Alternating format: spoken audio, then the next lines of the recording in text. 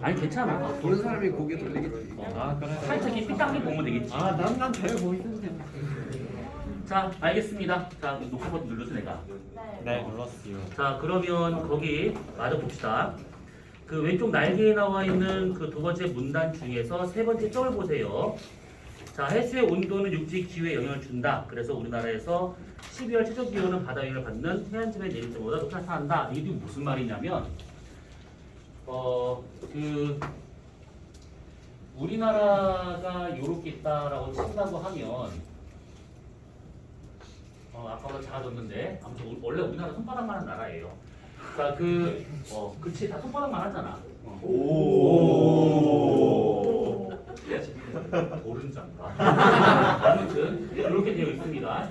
자 그러면 이렇게 썼을 때 우리나라에 여기에 태백산맥이 이렇게 있을 것이고 그러면 난류가 가게 되는데 여기서 이쪽으로 올라가는 난류 이거 배워서 알고 있을 겁니다. 이름 뭘까요? 동안날. 동안난류죠. 이거 어떻게 알고 있지 진짜? 그다음에 이렇게 가고 있는 이 난류는 확인할. 서한. 서한이요. 확인하려. 항해난류. 예. 방해로 갔죠. 아. 내신복 잠깐만. 알겠습니다. 알겠어 이것들아. 자, 그래서 이렇게 황해난류, 동안난류가 있는 상황인데 이때 이 황해난류 우리가 다음에 다시 얘기할 겁니다. 황해난류는 우리나라 이쪽 서해안하고 좀 떨어진 상태로 가고 있는 해류고 동안난류는 우리나라 동해안에 바짝 붙어서 가고 있는 해류예요. 그러다 보니까 여기 있는 지역 서울과 서울 뭐 아무튼 거의 같은 위도에 있는 강릉과 비교한다 치면 겨울철의 온도는 난류의 영향을 직접 받고 있는 이쪽이 훨씬 더 온도가 높을 수밖에 없다. 뭐 요겁니다. 거기 나와 있는 내용이 지금 요의 내용이에요. 그래서 난류의 영향을 직접 받느냐 아니냐 뭐 요렇게 볼 수가 있는 것들인데 우리나라에서의 서울과 강릉의 온도는 이것만의 이유가 있는 건 아니에요. 뭐가 있냐면 나중에 한번 빡시게 한번 정리할 것인데 요렇게 우리나라 서쪽과 그 다음에 동쪽을 잘라서 보게 되면 이렇게 되어 있는 상태죠. 그러면 이쪽에 있는 시베리아 기단이 겨울철에 이렇게 우리나라 쪽 옵니다. 그러면 이것이 지형을 타고 쭉 올라가요. 그래서 얘가 어느 정도 높이에 된다고 하면 이런 식으로 구름 만들어져서 막 눈이 떨어집니다. 한번 얘기했던 것 같은데 여기에 계신 3분의 2 정도 되시는 분들은 앞으로 한 5년 뒤에 편지를 받잖아요. 4년 빠르면 4년이겠구나. 아무튼 편지를 받아요. 나라에서 한번 우리 합숙 한번 해볼까? 이러면서 이렇게 오라고 편지를 한번 이게 줄 겁니다. 그러면 여기에 많이 간다고 생각하시면 돼요. 여기 진짜 많이 가요. 우리나라 대부분 그렇게 편지를 받으신 분들이 한 3분의 2 정도 다 일로 가요. 다. 그러면 선생님도 봐. 저도 여기서 있었어요. 그런데 저는 삽이 아니라 이제 키보드와 마우스와 그 다음에 이제 뭐 손가락만 있으면 될 수 있는 의무병이긴 했는데 행정을 했어. 무슨 경우지? 나 의무병인데 나 과는 이거거든. 근데 난 왜 의무병일까? 아무튼 그랬습니다. 막 국사놓고 막 이랬었어요 한번. 근데 그게 중요한 것이 아니고 아무튼 그래서 저쪽과 같은 경우에는 겨울철에 눈이 눈이 내가 다른 거는 내가 참 별로 신기하게 생각 안 하는데 5월 첫 주에 눈이 내려요 저기는요. 그래서 내가 보고 난 다음에 지금 5월인데 5월 달인데 왜 눈이 내리지? 눈이 찔끔찔끔 떨어진 것이 아니라 눈이 한 방울 훅 떨어지게요. 야 5월 달에도 하늘에 쓰레기 떨어지는구나 막 이렇게 생각했는데 그거는 제 착각이었던 것 같아요. 저기 가보면 태백이라는 동네가 있는데 거기도 아마 가실 분이 분명히 있을 거예요. 몇 분이. 그 태백은요 6월에도 눈이 와요. 한 방울. 대박이죠. 여기는 여름철에 밤에 보일러를 틀어야 돼요. 너무 추워서. 7, 8월에. 근데 겨울 되면 눈이 사람을 죽일 수 있겠구나라고 하는 극한의 공포를 느낄 수 있는 곳이 여기예요, 진짜. 아무튼 이 얘기할 것이 아니고 이게 쭉 올라갑니다. 근데 올라가다가 지형을 타고 내려옵니다. 그러면 얘가 올라갈 때는 단열 팽창을 하지만 내려올 때는 단열 압축을 하겠죠. 이거 연력학에서 배웠을 겁니다. 단열 팽창할 때의 기온은 떨어지게 되는 것이고 단열 압축할 때 기온은 상승하게 되는 것이죠. 그래서 여기서 떨어지는 이 공기 덩어리에 의해서 이쪽 동쪽 지역의 온도가 높을 수밖에 없습니다. 그래서 같은 계절에 겨울에 서울과 강릉의 온도를 비교한다. 그러면 동쪽에서의 온도가 높은 이유는 보다시피 이렇게 난리 영향을 받아서 되는 경우도 있고, 그 다음에 우리나라는 좀 특이한 경우라서 이렇게 갔다가 떨어지는 공기의 단양 압축 때문에 이런 식으로 온도가 올라갈 수도 있다라고 볼 수 있는 겁니다. 나중에 이거 한번 다 정리할 겁니다. 이것을 우리가 팽현상이라고 하게 되는데, 오, G2를 배웠으면 이거 들어볼 수 있겠구나. 근데 저희 다음 들어. 그래. 그럼 상수 연결부터 H는 얼마야? 그럼 뭐? 그럼 뭐예요? 그럼 상상의 이름은 좀. 그치. 이 이름은 들어갔겠지. 사회 시간은 나오는 거니까. 사회 시간이 나와요. 4시간 녹새바람. 그게 퇴행상이야, 그게. 아니, 퇴행상이야. 녹색바람이. 놀새방에 사회 시간이 상이라고 나와요? 하죠. 녹새바람. 아니야 녹색바람 상수예요.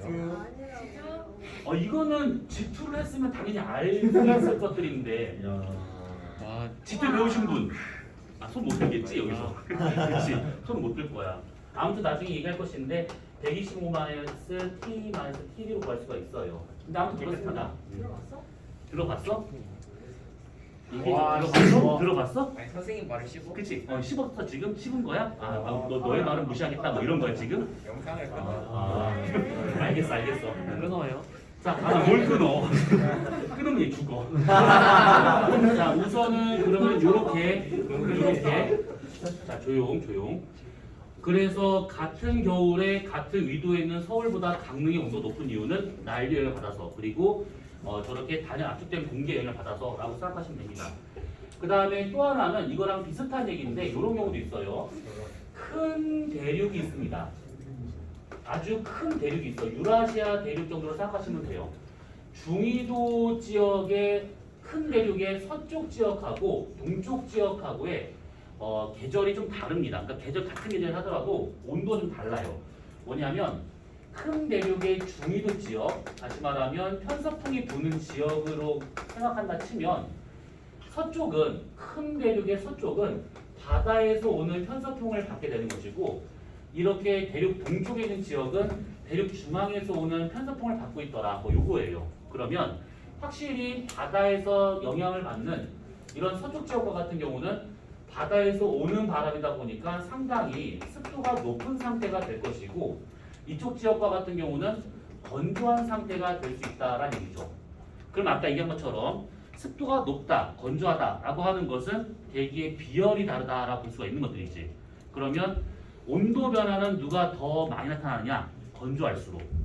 그래서 서쪽 지역하고 동쪽 지역하고의 연교차를 보잖아요. 여름이 여기다라고 보고 이쪽 양쪽이 겨울이다라고 친다고 하면 서쪽 지역과 같은 경우는 서쪽 지역은 여름의 온도가 낮고 겨울의 온도가 높아요. 그래서 연교차가 살짝 이렇게 나타납니다. 별 차이가 없어요. 살만합니다. 그런데 이쪽 동쪽 지역과 같은 경우는 워낙 건조하다 보니까 여름일 때 온도가 확 올라가고 겨울 때 온도가 확 떨어집니다. 그래서 이렇게 나타나고 있다는 얘기죠. 이게 우리나라가 지금 대륙 동쪽에 있는 나라다 보니까 연교차가 커요. 이게 지금 우리가 워낙 극한의 환경에 살고 있다 보니까 잘 못 느낄 수 있는데, 잘 생각해 보시면 여름철 이번에 좀 많이 뜨거웠던 건 아니야. 그런데 2019년인가 2018년인가 그때는 엄청 뜨거워가지고 횡단보도에 막 가린 막 우산 같은 거 막 설치하고 막 그 해가 있었었는데, 그때 밀양에서 경남 밀양에서 우리나라 최고 온도를 찍었어요. 그때 뭐냐면 42도인가 찍었죠. 그러니까 우리가 42도 찍었다면 이건 되게 기록적인 것인데, 아무튼 42도가 찍었어요. 앞으로 여러분들이 겪을 온도입니다. 아무튼 그 정도 온도를 찍었고, 그 다음에 한겨울에 와 나 이러다 죽겠다 싶을 정도의 온도라면 영하 한 20도 정도 찍지. 그러면 영하 20도와 영상 40도, 그러면 연교차가 60도야. 이 정도라고 그러면 다른 나라에서는 상상을 못하는 온도죠. 그런데 유럽과 같은 경우에는 그렇게 온도 변화 크지가 않아요. 대륙의 서쪽에 있다 보니까 상대적 습해가지고 좀 그게 겨울철 따뜻하고 여름철에 좀 시원한 그런 상태라고 보시면 될 것 같습니다. 그래서 이런 것들을 따로 서한 기후, 동한 기후라고 말합니다. 얘를 해양성 기후, 얘를 대륙성 기후. 그래서 서한 해양성 기후, 동한 대륙성 기후 이렇게 이해하고 있는 것인데, 사회시간에 들어봤지? 아니요. 안 들어봤어? 사회시 요즘 뭐 하는 거야? 1학년 때 그거 잤어요. 1학년이에요. 아 1학년 때 있었으니까 까먹었다. 아니 잤어요. 일학년 때 잤어요. 잤구나. 아 1학년 때는 뭐? 안 배워. EBS. 아 EBS 코로나. 학교에서 뭐 했지? 안 했어요. 안 했어요. 집에서. 잤어요. 집에서 영상 틀고 자고 마지막 날 학습지 몰아서 하고. 아, 좋은 시절 다 갔지. 좋은 시절. 그렇지. 그때는 좀 덜해가지고 우동생이었는데. 맞아. 그렇지. 하나도 안 나왔어. 겪어보지 못했던. 자 아무튼 이 얘기할 땐 아니고 자 그래서 거기 146페이지 나와 있는 왼쪽 문단의 그 얘기들은 이렇게 생각하시면 되는 겁니다. 자 그 다음에 밑에 나와 있는 염분.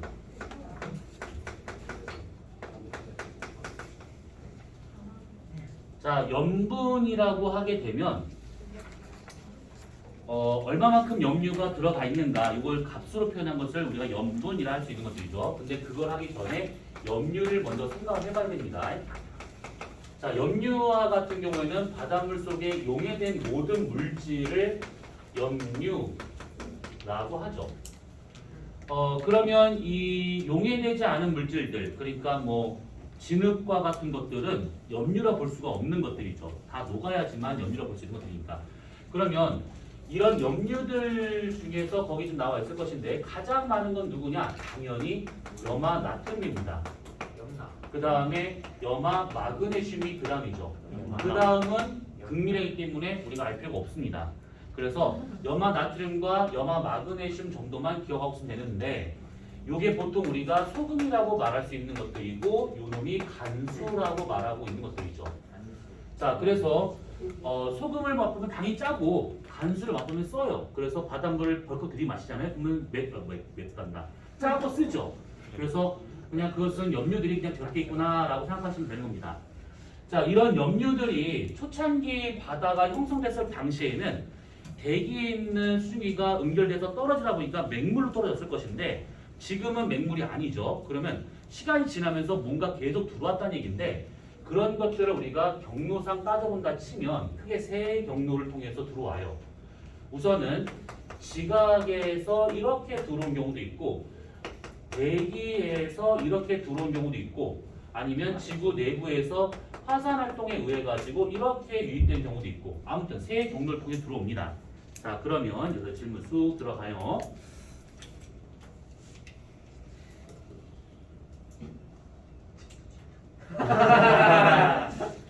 집에서는 안 나와서 이거는 물어보기 그래. 근데 설명을 했었어. 아 참 보라가 참 이쁘긴 한데 아 색깔 참 마음에 든다.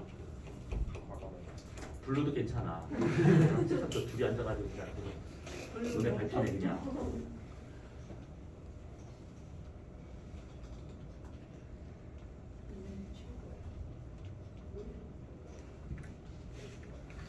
카키?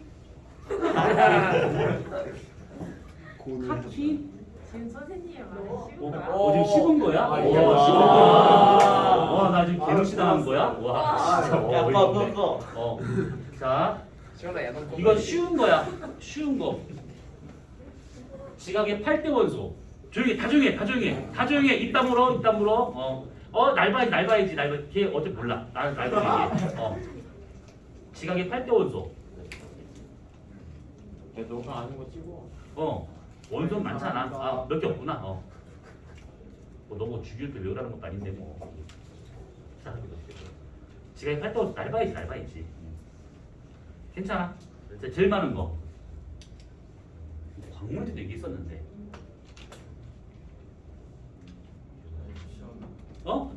못 들었어. 장서. 그건 광물이고. 원소 이씨 화학 배운 새끼가 원소. 아니 화학이고 나고 할 필요 없잖아. 원소라는 게 뭔지 알잖아. 일단 8개는 20개는 8개. 20개 중에 8개 나오겠지. 네가 아는 거. 안 나온 딴 것도 있고. 20개 중에 나와. 8대 원소가. 다 나온다. 다 나와. 쌤 하나는 아니잖아. 쌤 방금 뭐 골성이 알려준 안 거예요. 나온다. 하나 안 나와. 아니 그걸 뭘 상냐고 지랄이야. 얘기 영상 좀 있지. 자 얘기해 주세요. 깔끔하게. 어? 탄소. 탄소. 야 염려하려고 하면 아니야. 너 말대로 탄소가 제일 많잖아. 그러면 땅은 까매야 돼. 안 그러죠? 땅이 까맣구나. 아 진짜. 우리 상식적인 사람, 상식적인. 아나 진짜 어이가 없네. 너도 탄소라고 했냐? G2? 아나 미쳐버리겠네. 진짜. 아이 찍어 그냥. 탄소 아니야. 아니 너무 에헤이 이런 염려. 자 그러면 자 블루 D. 블루 D. 맞아 너요 너. 자 지각의 8대 원소. 어? 다 주지 만들려. 뭐라고? 산소? 산소. 못 들었어. 안 들려. 크게 얘기해. 유소? 아 조용히 해봐. 너 끝이야? 아니야 누가 방금 말했어. 아니, 조용히 불러. 너 확 처맞기 전에. 자꾸 이상한 소리예요. 자 산규. 산규로부터 나와야 되는데. 그럼 고시.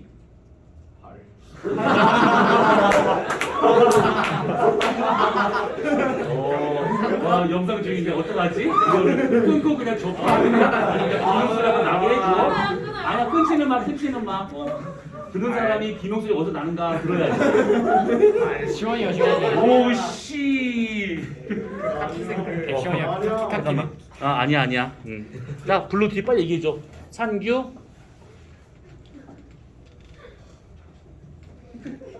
뭐라고? 아이. 나 너 시켰지 아까. 너 모르겠었지 아까. 그래? 산규. 오 잘했습니다. 누가 속 시원했어. 속 시원했어. 누가 대가리 누가 산규 알철 오시 그게 아니라 오시 아야 알때 그다음에 슌나륜마인데 여기서 슌나륜마 요렇게 칼슘 나트륨 칼륨 나트륨 칼라 칼만 하면 뭐가 칼이 앞에가 뭐가 있는지 모르니까 요즘 이거 포타슘이라고 얘기를 하지. 왜요? 니네 학교 직계 안 해? 네. 안 하는구나. 그럼 어디서 알고 있는 거야? 전기학교에서 용어가 바뀌었다고 하던데. 그거 왜 포타슘이에요? 원래 포타슘이 영어 이름으로. 왜? 원래 그래. 헐. 아니 나 학교에서 뭘 배워? 너네는 잘 모르겠지만 나는 메탄이라고 배운 세대라서 메테인 처음 났을 때 되게 헷갈렸어. 메테인 왜? 요들을 화학생도 뭐라고 그러더라? 요들을 뭐라고 아이오딘. 아밀레이스. 아밀라. 아밀레이스. 아밀라지. 아무튼 그래 이소. 자 아무튼 닥쳐봐. 자 그래서 여기서 이 산규알철과 같은 경우는 광물에 붙어 있는 기본적인 구조이기 때문에 얘네들은 녹을 수가 없습니다. 그래서 밑에 나와 있는 슌나, 륜마 요 네 가지만 지하수라든지 아니면 강에 용해가 돼가지고 바닷속으로 들어온다라고 생각하시면 돼요. 자, 그 다음에 대기에 있는 여러 성분들 중에서 당연히 제일 많은 것은 질소, 그 다음에 산소, 아르고 이산탄소인데 질소와 같은 경우는 물에 녹아 안 녹아? 안 녹아요. 안 녹죠. 그래서 질소와 같은 경우는 혹시 생명과학 시간에 질소순환 배웠니? 네. 배웠지? 이 질소라고 하는 것은 대기에서 바닷물 속으로 직접 들어갈 수가 없기 때문에 생명체를 하나 걸쳐가지고 들어갑니다. 그래서 얘가 생명체에 먼저 들어가고 난 다음에 이 생물이 분해가 돼서 바다로 공급을 하는 그런 상태라고 보시면 돼요. 그래서 이것을 따로 질소 고정이라는 말을 쓰는데 아무튼 뭐 그냥 이런다라 보시면 되고, 그 다음에 산소라든지 이산화탄소 같은 것들도 바닷물 속으로 녹아 들어갈 수가 있습니다. 이런 것들을 따로 뭐라고 그러냐면 이 두 가지 같은 것들을 용존기체라고 하는데 요거는 우리가 다음 주에 할 내용입니다. 자, 그 다음에 지구 내부에서 올라온다라고 하는 것은 이거 화산 분화에 의해서 공급되고 있는 것인데 지구 내부에서 공급되는 원소를 하게 되면 황이라든지 염화이온이라든지 이런 것들이 많이 들어가요. 그래서 이것이 이렇게 들어가면서 각 경로마다 들어와가지고 섞여가지고 염류를 만들더라. 뭐 요 놈이죠. 자, 그러면 여기서 가장 많은 원소가 누구냐라고 하면 당연히 누가 제일 많을까? 이 많은 원소들 중에서 누가 제일 바닷물질이 많이 들어있을까? 산소. 이제 언제 봐? 기호석. 염화 나트륨, 염화 마그네슘에 염이 있죠. 요게 얘가 제일 많습니다. 첫 번째예요. 와 그렇구나. 그러면 그 다음 누가 많을까요? 화. 네? 나트륨. 나트륨이죠. 양. 요게 두 번째입니다. DPA 자, 많은데. 그래서 그 외의 것들은 어차피 큰 양은 아니니까 집어치우고 염소 이온이 제일 많고 그 다음에 나트륨이다. 이렇게 원소별로도 대소관계 정도는 받을 필요가 있습니다. 자, 그러면 조금 더 생각해봤을 때 얘네들이 지금 지구 내부의 화산 때문에 얘가 지금 공급되고 있대. 그렇다면 화산 분화를 많이 하면 할수록 염화이온이 많이 공급된다는 얘기고, 그러면 염분이 올라갈 수밖에 없습니다. 그러면 대체로 화산 분화가 언제 제일 많이 나타나느냐? 바닷속에서. 그럼 당연히 해령 주변에서 화산 분화가 많이 되고 있기 때문에 해령이 많을수록 염화이온의 공급량이 훨씬 더 많을 겁니다. 그럼 언제냐라고 했을 때는 당연히 판게아를 기준으로 해가지고 판게아가 생성될 때와 판게아가 분리될 때 언제가 더 화산이 더 빈번하게 발생했을까? 분리가 됐었을 때가 되겠죠. 분리가 되면서 해령이 만들어지기 때문에 이때 화산의 빈도수가 훨씬 더 많습니다. 그래서 대체로 염분의 변화를 보게 되면 시간상 염분을 따져본다 치면 판게아를 기준으로 해가지고 그전에는 염분이 이게 살짝만 올라가다가 분리가 되면서부터 빠르게 증가하기 시작합니다. 그러니까 이 염분의 변화율이 그냥 저렇다는 것이지 양적으로 뭔가 됐다 이 뜻은 아닙니다. 지금. 자, 그러면 어쨌든 간에 저렇게 되고 있는 게 염류. 이것들을 값으로 표현한 것이 염분. 그러면 염분과 같은 경우는 지금 이게 난 보면서 좀 웃겼는데 이게 아무리 중등과정이라도 있다고 하면 안 되죠. 그 뭐냐면 그 다음 페이지 한번 보세요. 147페이지에 거기 염분이라고 쓰여 있을 것인데 염분에서의 단위는 두 가지가 있어요. 하나는 첨의를 쓰는 첨분율이 있고 하나는 PSU라고 하는 전기 전도도를 이용하는 게 있습니다. 첨의로 쓸 때는 당연히 바닷물 1kg을 떠가지고 이것을 다 증발을 시켜요. 그러면 남는 염류량이 그램으로 있을 것인데 거기다 1000을 곱해가지고 첨의를 쓰고 있는 것들이죠. 이렇게 되는 게 이게 염분 단위 중 첨일일 때가 되는 것이고 PSU라고 하는 것은 실용 염분 단위에 되고 있는데 얘는 바닷물에 전기를 흘려가지고 얼마만큼 잘 흐를 수 있는가 이온화된 정도를 본다라고 생각하시면 돼요. 그래서 첨일과 PSU 중에서 누가 더 정확해요? 그러면 PSU가 훨씬 더 정확한 겁니다. 이게 왜냐하면 바닷물을 증발시켜서 첨일을 계산하려면 증발을 시키는 과정에서 물만 증발되는 것이 아니고 증발될 때 일부 염류 입자가 같이 날아가 버립니다. 그래서 정확한 염분을 계산하기가 좀 그런데 PSU 같은 경우는 굳이 증발시키지 않기 때문에 그냥 바닷물 자체의 이온화 정도로 보는 거라서 얘가 제일 정확하다라고 볼 수가 있는 것들이죠. 근데 보니까 지금 여기서 뭐라 되어 있냐면 PSU는 이거다라고 되어 있습니다. 이게 무슨 그 같은 경우냐? 전기 전도도를 이렇게 구하는 경우를 본 적이 없죠. 그래서 단위가 지금 잘못 썼다라고 생각하시면 돼요. 여기 지금 하이텔 나와 있는 것들은. 그래서 첨일로 보는 게 맞는 것이고 PSU는 다른 개념이다라고 생각하시면 되는 것들이에요. 자, 그러면 이 염분과 같은 경우가 이렇게 되고 있는 것들인데 이 염분에 대한 것이 지금 거기 밑에 보면 몇 가지가 지금 있습니다. 뭐냐면 염분의 크기 변화를 본다 치면 얘네들을 바꿀 수 있는 원인들 거기 지금 몇 가지 소개되고 있는데 우선 쭉 적어만 보자면 우선은 첫 번째는 중요한 것이 증발량, 강수량, 그 다음에 강물과 같은 민물 그것들이 얼마만큼 들어오는가, 담수 유입량, 그 다음에 빙하와 같은 것이 만들어진 것을 결빙이라고 그러죠. 그 다음에 그런 얼음이 녹는 과정을 융빙이라고 합니다. 그래서 이런 것들, 결빙과 융빙, 뭐 이런 것들에 의해서 결정이 돼요. 염분의 높낮이는. 이랬었을 때 증발량이 많고 강수량이 적고 그 다음에 담수유입량이 적고 결빙이 많이 되면서 융빙이 잘 안 되면 염분은 높아집니다. 자, 이렇게 놓고 보자면 자, 우선은 증발량과 강수량이라고 하는 요걸로 보잖아요. 요거 이게 전체 지구 위도를 따져봤을 때 가장 크게 영향을 주고 있는 거다라고 보시면 돼요. 얘 같은 경우에는 우리가 다음에 얘기하겠지만 대기 대순환과 상관이 있는 겁니다. 대기 대순환. 그래서 요 놈을 그래프 하나 그려볼 것인데 그래프가 지금 거기 안 나왔어요.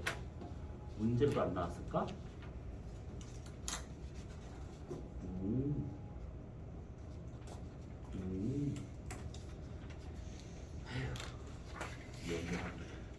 자, 그러면 좀 그렇더라도 한번 이거를 잘 그려 두시면 돼요.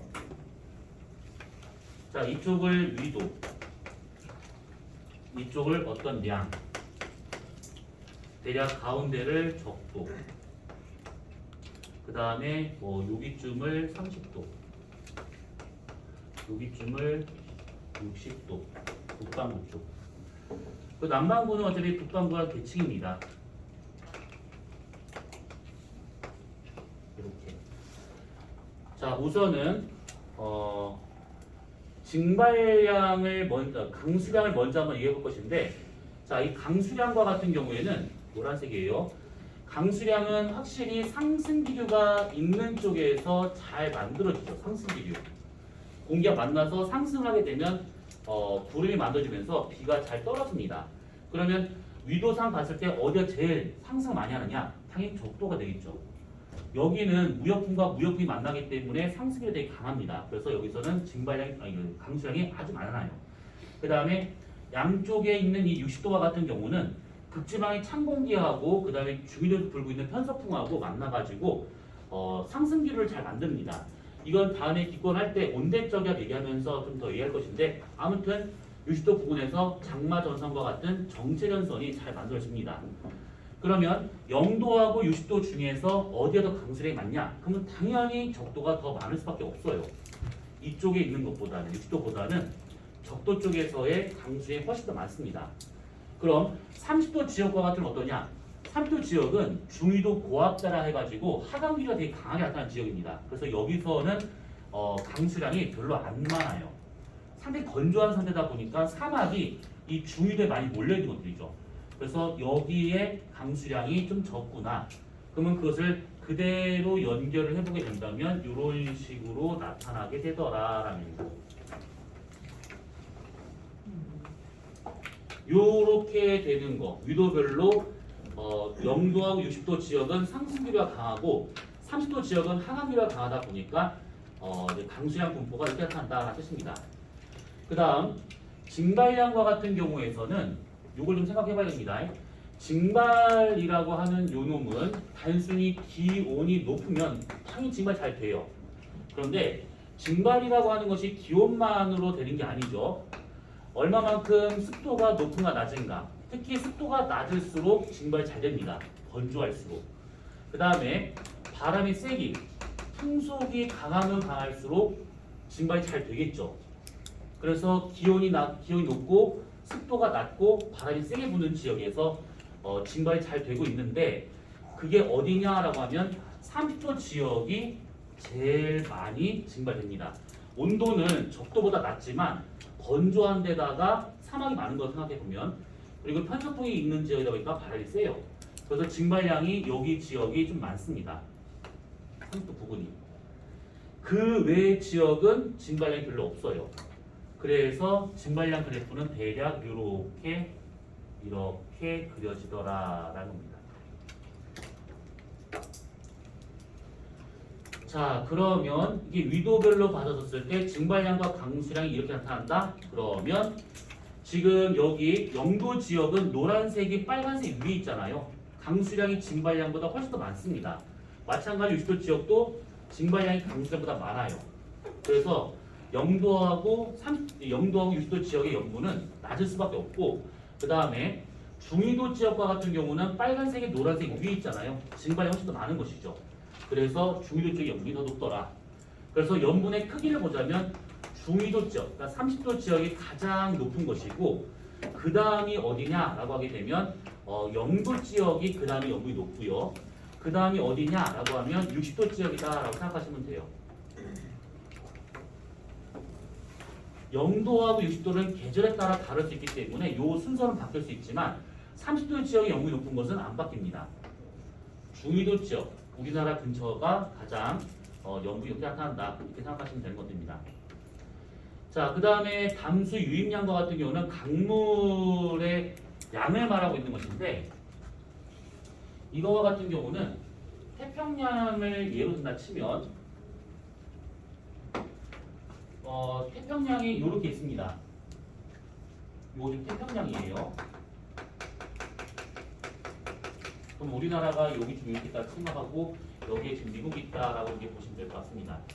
그러면 태평양에 이렇게 있는 상황에서 큰 바다의 가운데 부분 여기 지역하고 같은 위도 여기를 비교해 보잖아요. 그러면 확실히 이 육지에서 공급되고 있는 강물량이 여기에 더 많을 수밖에 없습니다. 육지 근처가. 그래서 보통은 강물 유입량 면에서 본다 치면 큰 바다의 가운데 부분, 중앙부 하고 그 다음에 연안은 육지와 바다가 만나는 해안가 근처를 생각하시면 됩니다. 했을 때 염분은 여기가 더 높게 나타난다 라고 생각하시면 되는 겁니다.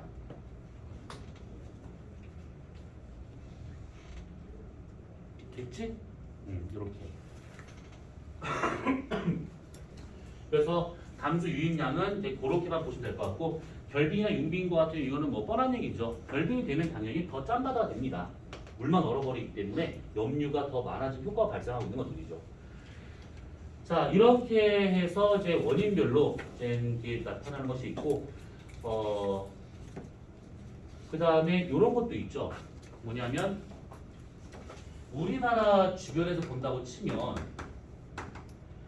우리나라에서는 저기 언제냐, 저기 서해하고 언제가 아니구나, 동해하고 염분은 누가 더 높아?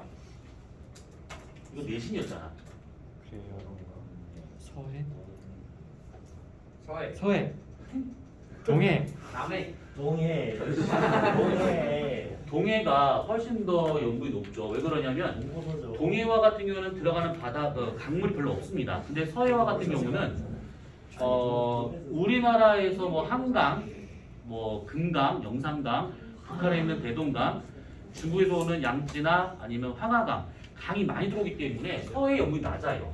그래서 서해 동해 중에서 염분은 동해가 높은 것은 강물이 어느 쪽으로 많이 들어가는가를 따져보게 되면 얘가 훨씬 더 많다 보니까 그럴 수밖에 없는 것이고, 그 다음에 여름하고 겨울을 만약에 비교한다 그러면 언제 더 염분이 높지? 겨울이 더 높아야겠죠.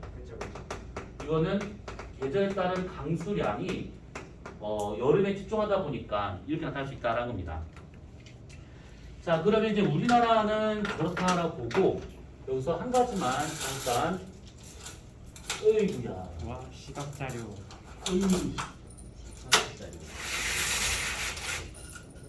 불 좀 켜줄래요? 오, 묻어 있다.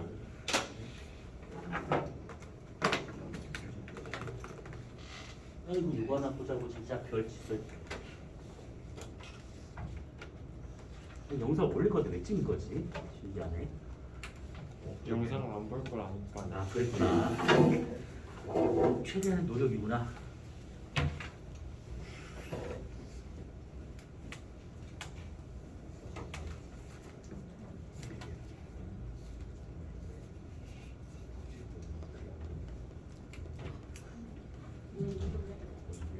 성일이 어디 있어? 그러게 소리야.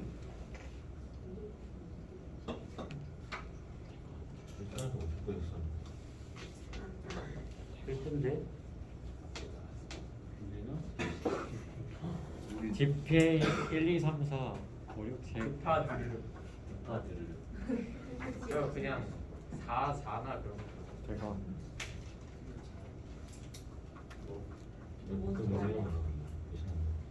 안 되는 거 내 생명수 무슨 맛인데? 하얀색 거.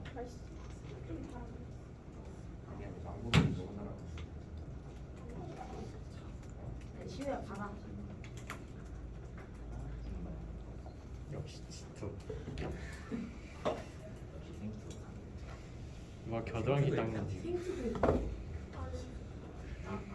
알겠지? 어차피 다 알겠지. 자, 요거를 한번 보세요. PS 이후 내신 적 없었어. 아 그랬냐?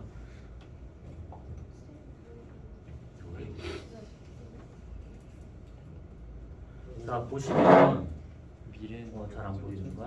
클릭 세트에서 이제 지금 보게 되면 지금 요게 겨울철 연분보고 요게 지금 여름철 연분보인데 다른 데 보지 말고 여기를 좀 잠깐 보시면 얘가 지금 이게 언제인지는 모르겠는데 우선 8월이면 비가 많이 오는 장마 기간이라고 보시면 돼요. 장마 이후에 그러면 이제 그 강물 수위가 많이 올라가면서 강물이 바다로 많이 들어갑니다.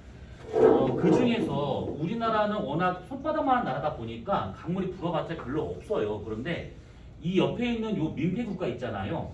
얘 같은 경우에는 비가 한번 오잖아요. 그러면 어마무시합니다. 그래서 여기 같은 경우에는 재작년일 때는 장마만 100일 정도가 됐었었죠. 와. 3달 넘었었으니까. 3달 넘게 비가 오다 보니까 양떼 막 범람한다 안 한다 하다 했었었는데 그때 이 양떼가 지금 여기쯤 있습니다. 이렇게. 그래서 여기에서 비가 많이 오다 보니까 강물이 많이 유입이 돼요. 그래서 여기처럼 염분이 잘못 나왔는데? 잘못 나왔는데? 33이 아니라 이거 20 몇 번을 나와야 되는데 왜 30이 높아? 미친 거 아니야? 아유. 이래서 다음을 기대나. 있다. 저기 있다. 방금 봤어요. 그랬구나. 감사합니다. 그런데 짜잔. 뭐 하자는 거야? 아우 씨. 나 보고 싶었는데. 그냥 그런가 보다 보고 싶다 그냥. 그러니까 방금 봤던 거 그 잔상을 잘 생각해봐요. 그러니까 요렇게 우리나라가 있잖아요. 그러면 여기가 양지강, 여기가 황하강이에요. 근데 양지강에서 담수가 많이 유입되다 보니까 염분이 낮은 물이 우리나라 쪽으로 이렇게 옵니다. 그래서 요것이 심할 경우에는 10%밀 이하로 떨어지는 경우가 있는데 10%밀 이하로 떨어지게 되면 그냥 저 지역은 초토가 되는 겁니다. 아무튼 그런 저염분의 바닷물이 이쪽으로 쭉 와가지고 우리나라 제주도하고 남해안 일대를 걔네들은 일부러 그러는 건 아니지만 참 많이 민폐를 끼쳐요. 저렇게. 그래서 저렇게 저염분의 바닷물이 밀고 들어오잖아요. 그러면 저쪽 근처에 있는 김, 굴, 아무튼 뭐 이런 양식장 있잖아요. 양식장이 그냥 다 끝나버립니다. 그러면 걔네 다 죽잖아요. 그러면 폐사가 되면서 물이 다 섞기 시작해요. 그러면 그때부터 제대로 처리하지 못하면 적조가 발생을 하죠. 그러면 양식이 아닌 자연적으로 살고 있었던 애들마저도 싹 다 죽여버립니다. 그런 일이 뭐 여름철에 잘 일어나게 돼요. 아무튼 그래서 염분이라게 되면 저런 식으로 나타날 수 있다 정도로 봐주시면 될 것 같습니다. 자, 그 다음에 147페이지에 나와 있는 염분비 일정의 법칙이라고 나온 것이 있어요. 자, 요것은 처음에 해양학자인 크누센이라는 사람이 얘기를 처음 한 겁니다. 그래서 지 이름을 따서 크누센의 실험식이라고 말하는데 지금 쓰는 공식은 우선 몰라도 돼요. 그냥 의미 정도만 알고 있으면 되는 겁니다. 이 사람은 뭘 얘기한 거냐면 전 세계 바다의 지역마다 수심마다 염분을 한번 측정을 해보고 거기 안에 들어있는 염류들의 어떤 구성 비율을 따져봤더니 비율이 일정하게 유지가 되고 있더라라고 하는 것이 발견이 돼요. 그래서 그거를 갖고 이 사람이 어느 바다든 간에 염분을 구하려면 그 안에 들어있는 염소량의 퍼센트만 알고 있으면 염소량을 알고 있으면 뒤에다가 상수 1.8065라는 것만 곱하게 되면 그 바다의 염분이 나오더라 이겁니다. 염소량만 알고 있으면 상수를 곱해서 염분을 구한다. 그 말은 뭐냐면 이거의 비율이 일정하다 이 얘기죠. 그래서 상수를 곱해서 염분을 구한다 이 뜻입니다. 근데 이렇게 해가지고 뭔가 풀 수 있는 문제 아니에요. 그런 거 없습니다. 그래서 여기서는 어떤 걸 봐야 되냐면 상수를 곱해서 염분을 구할 정도로 염분을 구성하고 있는 염류들 있잖아요. 그 염류들 간의 구성비가 일정하게 유지되고 있다라고 하는 것만 기억하고 되는 겁니다. 염분비 일정의 법칙. 그래서 얘 같은 경우에는 염류들 간의 구성비, 성분비, 부피비, 질량비 뭐 이런 것들이 다 똑같더라라는 얘기죠. 근데 이것을 만족하기 위해서는 조건이 두 가지가 필요한 것인데 하나는 뭐냐면 우선은 모든 바다가 연결되어 있어야 합니다. 연결된 바다여야지만 이런 법칙이 성립할 수 있는 것이고 그 다음에 두 번째와 같은 경우는 그런 바다에 해류가 들어가서 혼합을 해주어야지만 이 법칙이 성립한다라고 봐야겠죠. 자, 그러면 예를 들면 이런 경우입니다.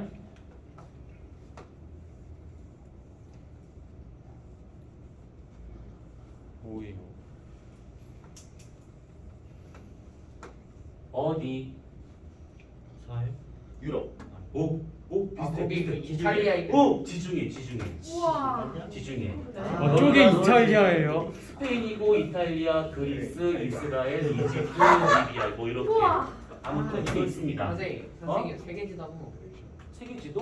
너무 야, 세계지도 이렇게 딱딱 띄우면 되는 거 아니야? 원장쌤은 그냥 동그라미 6개 그려.